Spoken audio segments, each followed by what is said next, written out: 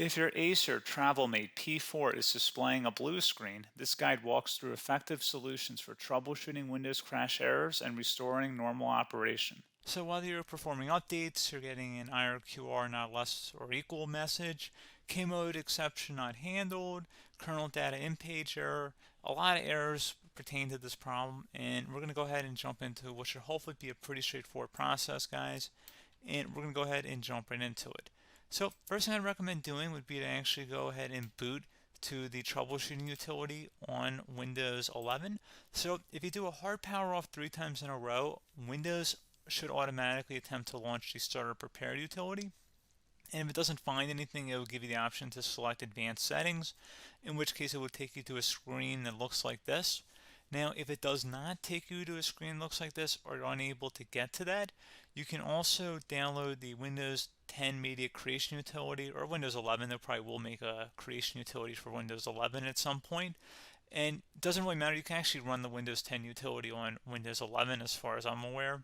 And you should be able to run the troubleshooting utilities built in within it. So you just would go ahead and download it to an ISO file and then burn it to a DVD or USB. It'd have to be about 4 gigabytes or more. It couldn't be a small USB flash drive, and it couldn't be a CD. It'd have to be a DVD.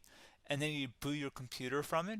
So depending on the computer manufacturer, you'd have to tap a different key on your keyboard in order to launch that menu, in order to select what boot drive you want to go off of. So it could be anything between the escape key, F2, F8, F12, for example, and those are the function keys on the top of your keyboard. So you may have to just do a little bit of trial and error. Shouldn't take you more than a couple minutes. Googling it would probably be best before you even begin. But anyway, we're ready to go ahead and jump right into it. So we're on the choose an option page. So these will look very similar whether you're booting from it directly within Windows itself, or if you're plugged in a USB flash drive with the media creation utility installed and you selected the recovery option. So when you are setting up your Windows 11 installation or Windows 10, depending on the drive you're using, there should be an option to repair your computer in the bottom left corner of the dialog window, one of the first screens that comes up. You go ahead and select that, and then it would take you to a troubleshooting screen like you see here. And you want to go ahead and select troubleshoot, reset your PC, or see advanced options. And then there are going to be a whole bunch of options in here that we're going to explore in today's video. The first one, we're going to actually go underneath advanced options and then select startup prepare, fix problems that keep Windows from loading. So go ahead and select that first.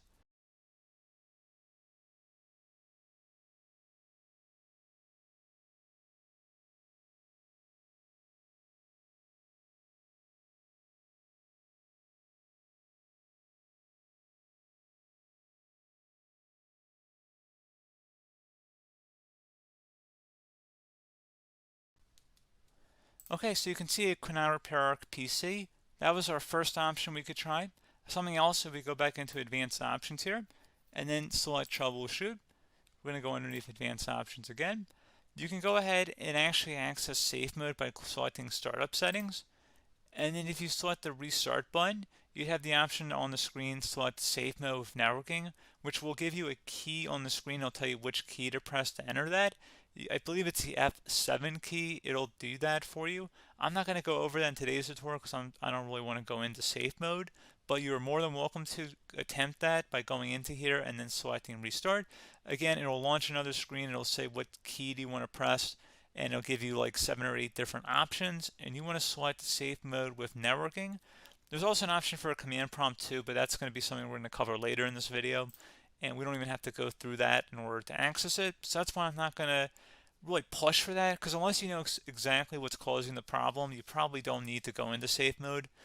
Unless you're trying to recover files, in which case then you definitely can go into safe mode, but we're trying to actually recover our computer here. So I hope that makes sense.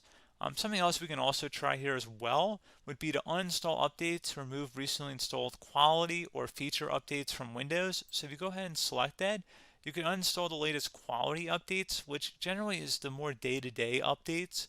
Feature updates are the less regularly released ones, like the big ones. I would equate it to service packs in like Windows 7 and Windows Vista and Windows XP. So larger updates that occur once or twice a year at most.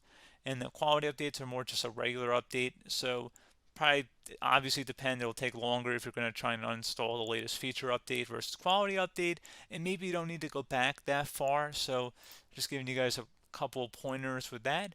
Something else you can also look at here, and we're going to jump into the command prompt in a little bit, but you can select System Restore, which will use a restore point recorded on your PC to restore Windows. And this is something I would highly recommend here, guys. So select Next. Assuming you have a restore point saved on your computer, you go ahead and select the most recently created one, and you'll select Next, and then you'll select the drive. You shouldn't actually have to select the drive. You can scan for affected programs, but we're going to keep it all default here, and then we're going to select Finish. So once started, System Restore cannot be interrupted. Do you want to continue?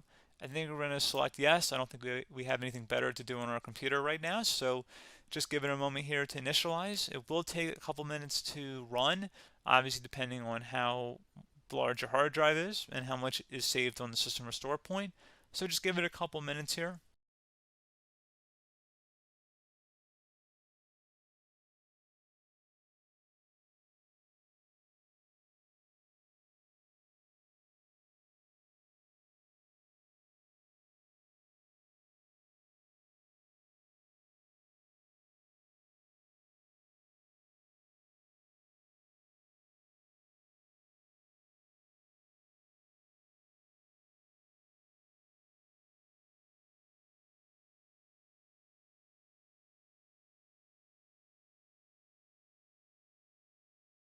Okay, so you can see System Restore completed successfully.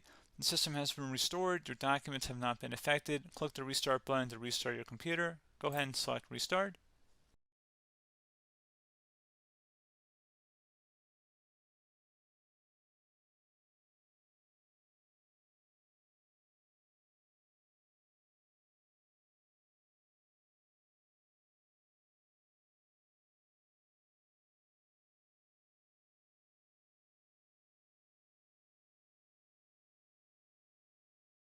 Okay, so you can see the system has been restored successfully.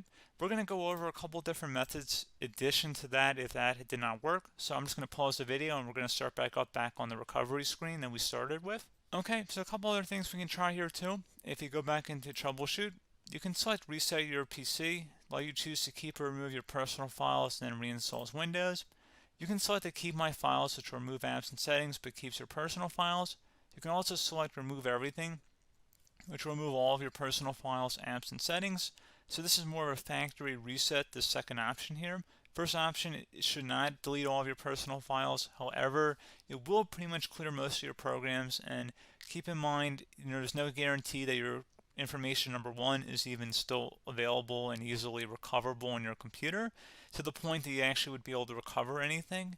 And the second point is that there's always a chance that it won't actually recover and it will just do a factory reset anyway. So there's no guarantee that actually would keep your files anyway. So I would recommend trying to get a recovery tool and backing that up first before selecting it anyway. But again, those are a couple of different options. And then something else you can try here if you go back to the choose an option. Another option, if you go underneath choose an option and select troubleshoot, advanced options, and now select where it says command prompt. Okay, so the first thing we should do is type our main hard drive here. In most cases, it should be the C drive. So you just do a C colon and then hit enter on your keyboard. So once you're underneath the C drive, we're going to type in dir and then hit enter on your keyboard. It should have program files, users, and Windows all in there. That's how you know you're in the right directory.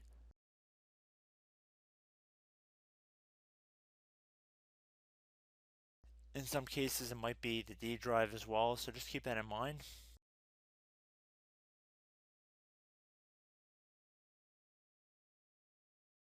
Next thing we're going to do is type in cd space / Windows / system 32 / config,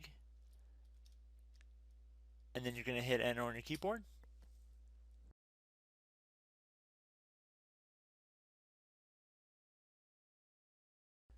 So now you're going to type md space backup. If you've seen other tutorials, it might also say to put down md backup. That's because the backup name is pretty common when you want to back something up. So you can name this whatever you want, doesn't have to be backup. So if you've already made a backup folder in the past, you could do backup 1, for example. So once you're done setting the name you want the backup to be called, hit enter on your keyboard again.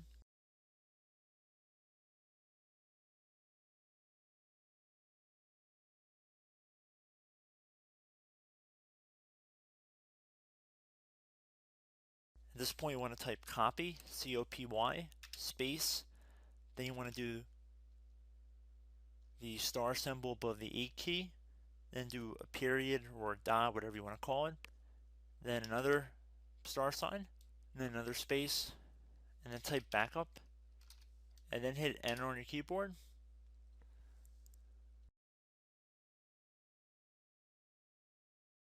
Now you want to type cd reg back, REG BACK, and then hit enter on your keyboard.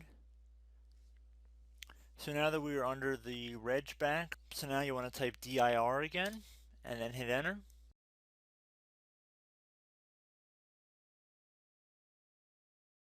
So now at this point we're going to type copy again. So copy, space, star sign,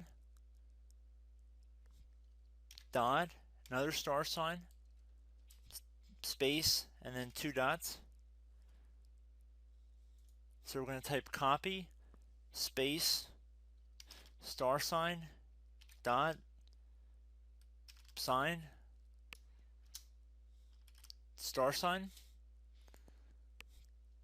dot, dot, and then hit enter on your keyboard again. So for overwrite, you want to overwrite all.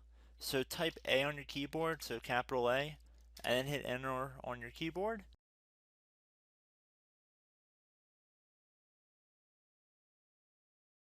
So at this point, you should be good to go. You can close out of the command prompt window.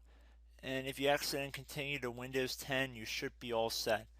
So I hope one of these 3 or 4 different methods we went through in this tutorial helped you guys out. Again, I'm not sure if you guys heard me earlier, but try to go back into your safe mode if possible and uninstall any programs you know might be conflicting with the Windows startup if you can get into safe mode. So just keep that in mind. Something very simple like that could be blocking up everything. So again, I hope this tutorial helped you guys out, and I will catch you in the next tutorial. Goodbye.